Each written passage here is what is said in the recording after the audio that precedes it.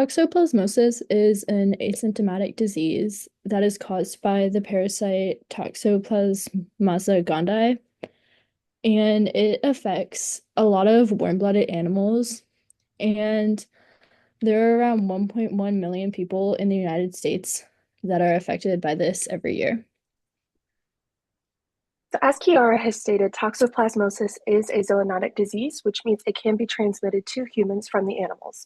The causative agent is the protozoan parasite Toxoplasma gondii, with the transmission route usually from ingestion of oocysts from infested fecal matter, and cats are known vectors of transmission. So these oocysts are going to be the larval stages of the parasite, and they thrive, their life cycle thrives in that of a cat. So they are able to pass those oocytes into their fecal matter. And when animals ingest that fecal matter, whether it be through contaminated water, contaminated tools, different things like that, they can be infected with the oocytes and then contract toxoplasmosis. Affected livestock species, from most affected to least affected: sheep, goats, swine, poultry, cattle, and equine. So it affects almost all livestock, but mainly sheep and goats, or the small ruminants. This graph over here is going to give us a visual representation of the transmission of disease. So we can see that it starts from the feline, and the fecal oocysts come from the feline, and they can be transmitted into the soil, the water, or the feed, and that is how it gets to all of the livestock. So it can get directly from the feed to the livestock, or the livestock can also pass it on to other livestock through their fecal matter as well. Um, and they then contract toxoplasmosis. Symptoms include, but are not limited to, abortion, stillbirths, and inviable offspring for the small ruminants and the swine. Cattle, they have the same symptoms, but they are less common, and poultry and equines almost have are asymptomatic. The pathology included with toxoplasmosis, it is most known for its placental necrosis, and also necrotic features on the tissues. So they look like these white spots on the tissue, which are those tissue cysts that are shown on this graph as well.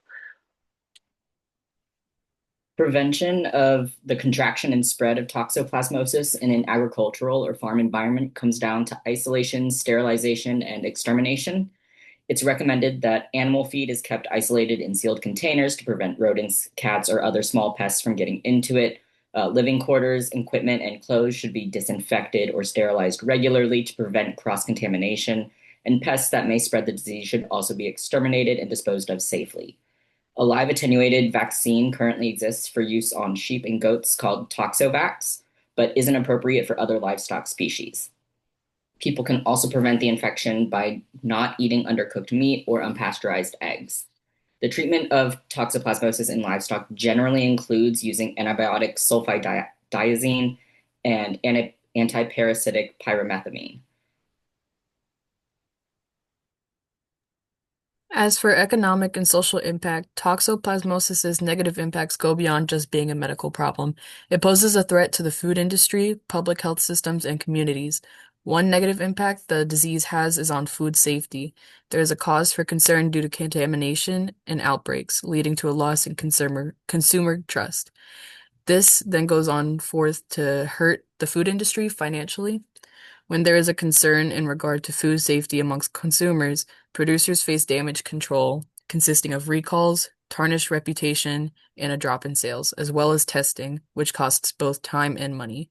In terms of farming, toxoplasmosis causes other major economic loss as well, aside from consumerism, such as infected livestock succumbing to the disease, leading to higher mortality rates and reduced reproductivity or fertility, and the need for culling. These issues altogether decrease normal levels of productivity, creating financial stress for farmers and producers that expend on healthy animals for their source of income. As for social concerns, both feral and domestic cats pose a potential threat as well as relating to toxoplasmosis. Although cats are a staple household pet, they also happen to be a central host for the parasite, which only raises public health concerns. This may contribute to any pre-existing tensions between animal welfare advocates, public health ideas, and the average pet owner. In sum, toxoplasmosis causes a major problem not just for animal health systems, but for the economy and communities as well. The existence of this disease and its effects require attention and a well-strategized course of action. Despite the prevalence of toxoplasmosis as a foodborne illness, there currently is not a vaccine for people on the market. That's changing, however, with a recent study that was published in 2023. These researchers conducted an experiment on mice using a live attenuated vaccine to see how effective it would be. They tested several different compound concentrations in the mice, and below is a figure showing the experimental groups over the control groups over a period of 125 days for the overall antibody optical density. On the y-axis, you see the optical density for a specified range, and you see the different bars attributed to the vaccinated versus unvaccinated mice for each of the antibodies that were Toxoplasma specific. Overall, you're seeing a higher level for all of the vaccinated mice at each time benchmark. And so we can see that it's being effective and big news for people who, as one of the largest foodborne illnesses that is not regulated right now and not tested for. This is huge for the eventual development of a human vaccine.